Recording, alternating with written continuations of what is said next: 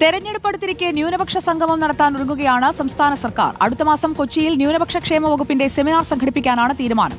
ക്രൈസ്തവ, മുസ്ലിം, ന്യൂനപക്ഷ പ്രതിനിധികളെ സെമിനാറിൽ പങ്കെടുപ്പിക്കും. ന്യൂനപക്ഷ സമുദായങ്ങളുടെ ആവശ്യങ്ങൾ അറിയുന്നതിനൊപ്പം രാജ്യത്ത് നേരിടുന്ന വെല്ലുവിളികളും ചർച്ചയാക്കുകയാണ് സർക്കാരിന്റെ ലക്ഷ്യം. തിരഞ്ഞെടുപ്പ് അടുത്തിരിക്കെ ആഗോള അയ്യപ്പ സംഗമം നടത്താനുള്ള സർക്കാർ തീരുമാനം ഭൂരിപക്ഷ പ്രീണനമെന്ന വിമർശനമുയർന്ന പശ്ചാത്തലത്തിലാണ് ന്യൂനപക്ഷ സംഗമത്തിന് കൂടി സർക്കാർ വേദിയൊരുക്കുന്നത്. ന്യൂനപക്ഷ സമുദായാംഗങ്ങളുടെ ആവശ്യങ്ങൾ അറിയുന്നതിനൊപ്പം രാജ്യത്ത് അവർ നേരിടുന്ന വെല്ലുവിളികളും ചർച്ചയാക്കുകയാണ് സർക്കാർ ലക്ഷ്യം. 1500-ലേറെ പേർ സംഗമത്തിനെത്തുമെന്നാണ് സർക്കാർ കണക്കുകൂട്ടൽ. എല്ലാവരെയും വേർതിരിവില്ലാതെ കാണുന്നുവെന്ന സന്ദേശം കൊടുക്കൽ കൂടിയാണ് സർക്കാർ ലക്ഷ്യം. സർക്കാർ ന്യൂനപക്ഷ സംഗമം സംഘടിപ്പിക്കുമ്പോൾ സഹകരിക്കാമെന്ന നിലപാടിൽ തന്നെയാണ് മുസ്ലിം സാമുദായിക സംഘടനകൾ.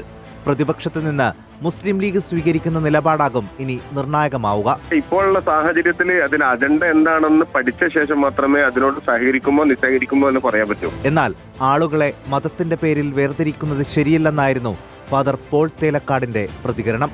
ആളുകളെ മതത്തിന്റെ പേരിൽ നോക്കി നിറം നോക്കി വേർതിരിക്കുന്ന കാഴ്ചപ്പാട് ഒരു സർക്കാരും പുലർത്തുക. News desk reporter.